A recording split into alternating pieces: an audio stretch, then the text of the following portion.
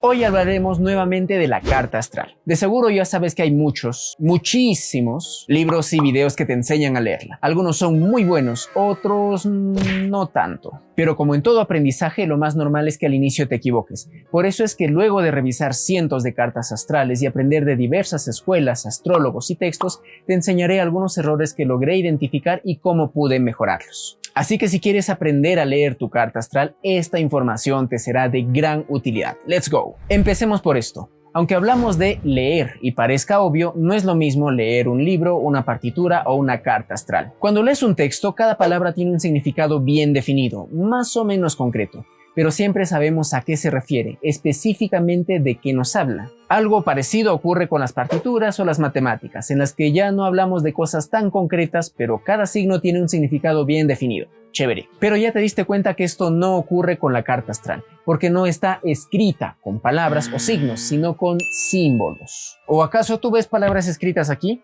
¿Ah?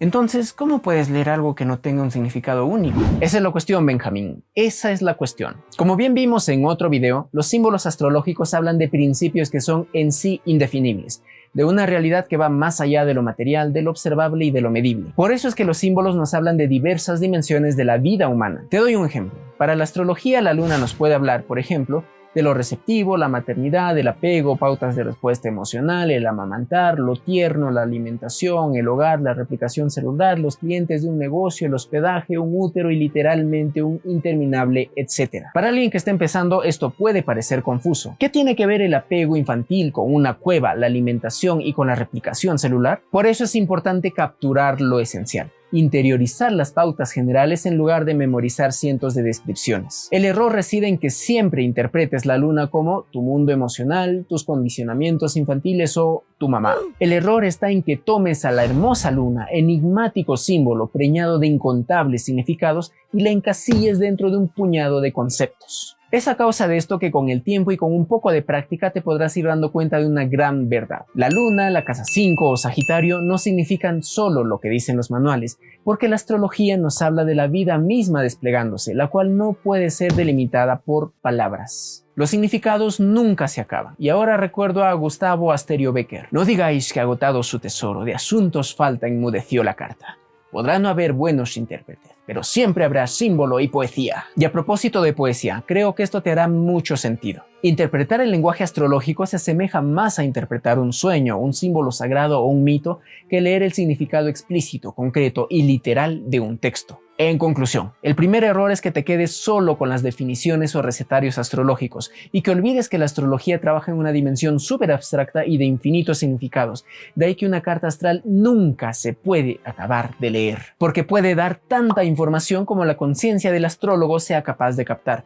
Y por eso mismo, aunque la razón y la técnica resultan necesarias, no resultan suficientes. Se requiere también el desarrollo de la intuición. Frente a ello no basta conceptualizar un símbolo, se requiere además interiorizarlo a través de la imaginación o la meditación, por ejemplo, pero ese es otro tema. Siguiendo en esa misma línea, de seguro a ti también te pasó querer acertar en tus interpretaciones a como dé lugar para demostrar que eres bueno o tienes talento. Pues bien, los seres humanos tenemos una característica que es don y condena: buscar seguridad y certezas y aferrarnos a ellas. De manera tal que muchas veces preferimos tener razón y confirmar nuestras creencias en lugar de reflexionar y hacernos preguntas, o le damos más valor a un manual que a la vida real. Es decir, vemos lo que queremos ver. Esto ocurre al tratar de encasillar a una persona, la realidad o a nosotros mismos en una interpretación dogmática de la carta astral. Y puede pasarte algo como esto. Ajá, con la luna en Sagitario debe de gustarte viajar, la diversión y debiste tener una infancia en la que la religión era muy importante. De hecho, prefiero leer el Zohar en soledad y en mi infancia la religión no importaba. Es más, recuerdo que mi familia se la pasaba todo el tiempo en fiestas llenas de excesos. Este Saturno en casa 7 dice que tu vida en pareja será bastante limitada y complicada, o que te casarás con alguien muy mayor. A decir verdad, me casé con una colega de investigación que tiene la misma edad que yo y ya llevamos 12 años de un matrimonio muy estable. De esta manera, muchas veces lanzas interpretaciones que leíste en manuales y lo más frecuente es no acertar. Eso ocurre por el error 1, limitar los significados, y por el error 3, que veremos en breve. Pero cuando por alguna circunstancia nuestras descripciones o predicciones se cumplen de manera literal, entonces nos envanecemos, nos creemos semidioses y decimos a todo el mundo: yo lo predije. Sin embargo, cuando nuestras afirmaciones están equivocadas, solemos esconderlas o justificarlas. Ese es un error que debemos de reconocer. Escucha este consejo: no busques acertar siempre, ni tener la razón, ni ser infalible, ni obtener el control. Busca comprender y ver con profundidad. Recuerda que está en el corazón de los símbolos. No le creas a los libros, manuales o a tus conceptos más que a casos reales, ni conviertas tus parciales certezas en dogmas. Si interpretas tu propia carta, reflexiona sobre otras posibles interpretaciones. No te encasilles en lo de siempre y cuestiónate a ti mismo. Y si interpretas la carta de alguien más, por favor, aprende a escucharle atentamente. Y si lo tuyo es una astrología más dura y menos humanista, acertar y predecir hechos eminentemente físicos y concretos, pues entonces manéjate con el rigor de las ciencias. Sé honesto y hazte muy amigo de las estadísticas. Vamos a un aspecto más técnico. Me atrevería a decir que el siguiente es uno de los principales errores y más grandes retos para alguien que quiere aprender astrología e interpretar una carta astral: la síntesis astrológica. Sabes que dispones de decenas de manuales, libros y videos de YouTube que te hablarán, por ejemplo, de Mercurio en los 12 signos, o de Saturno en las 12 casas, o de los aspectos de Mercurio y Saturno, pero no encontrarás en ningún lugar la interpretación de un Mercurio en Aries en casa 3 en cuadratura con Saturno en Capricornio en la casa 12. Esta es una combinación bastante específica y un manual de combinaciones sería interminable. O te doy otro ejemplo. Imagina que hablamos de Venus en Cáncer. Listo, te sientes identificado, dices sí soy, me siento tal cual, etc.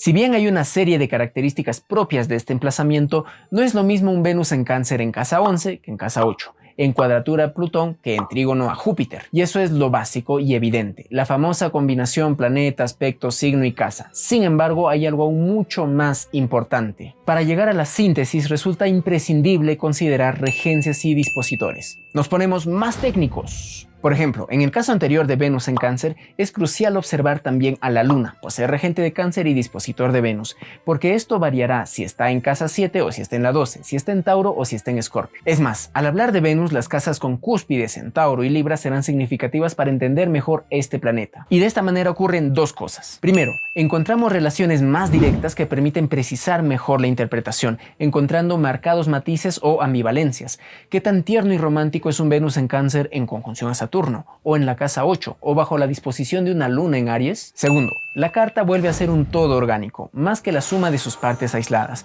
en la que emergen más relaciones no tan evidentes entre planetas y casas, que nos dan una idea más global de la vida de la persona detrás de la carta. Recuerda esto: aunque haya millones de personas con Mercurio en Aries o Venus en Cáncer, cada caso es único y no tiene sentido hacer generalizaciones. No vayas por la senda pop, amigo mío, aprende a integrar. Así que los recetarios astrológicos, la información que encuentres en internet, está bien para tener una idea muy general y básica de cómo interpretar una carta natal. Pero recuerda que la clave está en la síntesis. No eres solo tu cabeza, tu corazón o tu hipotálamo, sino un todo orgánico. Lo mismo pasa con tu carta. Al final te recomiendo te libro 3 videos para que puedas mejorar tu síntesis. Y si quieres que haga videos con ejemplos concretos, dímelo en los comentarios. Listo, estudias una carta, considera los puntos anteriores y te das cuenta que hay muchos factores que indican, por ejemplo, un fuerte sentido estético y cualidades artísticas. Así que crees que puedes estar frente a un genio del mundo de la música. Chévere. Pero luego te enteras que los padres de esa persona le inculcaron ideas negativas sobre el arte, que sus circunstancias económicas hacen que vuelque todo su interés solamente en sus deudas, o que incluso nació sordo. ¿Qué quiero decir con todo esto? Que siempre tengas en cuenta el contexto de la persona. No creas que con la carta astral podrás adivinar toda su vida. El nivel de educación, condición socioeconómica, capacidades físicas, costumbres, experiencias previas, motivaciones, etc. refuerzan, modifican o debilitan la expresión de los componentes de la carta natal. Por ello, cuando interpretes la carta de alguien más, te vuelvo a decir: busca comprender, aprende a escuchar y no te obsesiones con acertar o tener razón. Y si interpretas tu propia carta, reflexiona sobre la influencia de tu propia familia y de tu contexto. Imagina cómo sería si vivieras en otras condiciones. Activa tu Mercurio, Júpiter y lee mucho y viaja mucho. Conoce otras realidades para comprenderte mejor. Me ha pasado, te ha pasado y le pasará a todo aquel que empiece a estudiar su propia carta natal. ¿A qué me refiero? Ya lo verás. ¿Qué? ¿Ascendente Escorpio? No puede ser, deben haber registrado mal mi hora de nacimiento. Maldición, te odio, Saturno en casa 2, estoy cansado de ser pobre. Lo siento, baby, mi Venus-Urano me hace un espíritu libre. El compromiso no está hecho para mí. No eres tú, Elvira Josefina, tampoco soy yo, es tu Plutón en casa 7. Este tipo de reacciones son bastante comunes y ponen en evidencia una realidad innegable.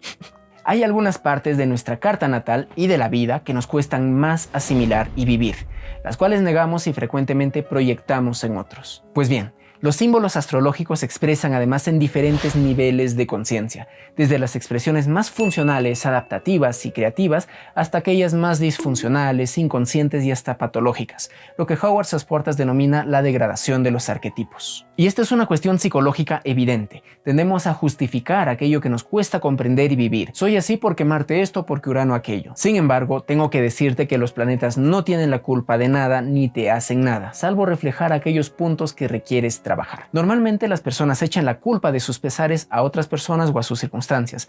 Alguien que va aprendiendo astrología culpa además a su carta o a sus tránsitos. Y a tener cuidado con esos pronombres posesivos, porque en realidad uno no tiene una carta, sino que es su carta. Pero esta es una cuestión filosófica que tal vez abordaremos en otro video. En conclusión, haz el esfuerzo de no sentirte limitado o condicionado por tu propia carta. Deja de buscar justificaciones evasivas o culpables. Hazte cargo de tu propia vida. Y a propósito de hacernos cargo, vivimos en un contexto enajenado de Saturno, en el que lo superficial, fácil, rápido y gratuito se perciben como lo mejor o lo más deseable. Y si reflexionas un poco, verás cómo esto puede socavar no solo tus anhelos de leer bien tu carta astral, sino toda tu vida. Te lo digo de otra manera. No es sensato esperar algo muy valioso a cambio de nada. Todo tiene un precio que pagar. Y la información que te puede dar tu carta astral es muy valiosa. No esperes a encontrarla regalada en informes automatizados y estandarizados de páginas web, posts de Instagram o videitos de TikTok. Te puedo aconsejar que ahorres e inviertas para poder acceder a buenos libros, buenas formaciones o consultas con buenos astrólogos. O que ahorres e inviertas tu tiempo leyendo, practicando, estudiando muchas cartas y reflexionando mucho.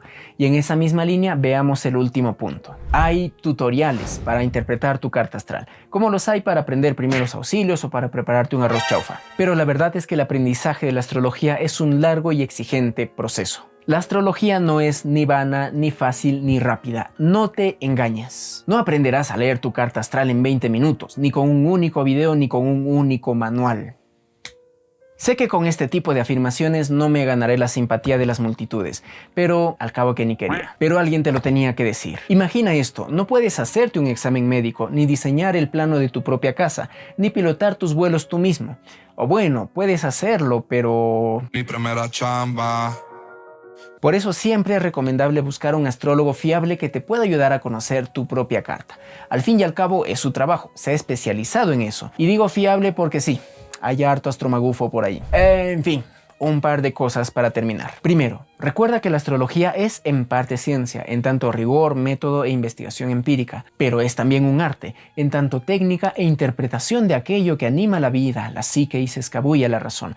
Así que se requiere de mucha práctica, inspiración y esfuerzo. Y segundo, quiero generar un espacio de aprendizaje de astrología, así que si te gustaría ser parte, suscríbete y contáctame para que estés enterado.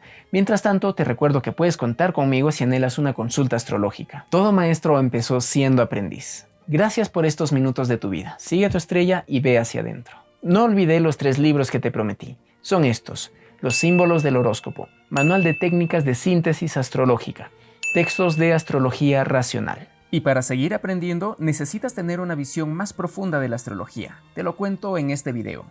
Post de Instagram, post de Instagram, post de Instagram, post de Instagram, ya.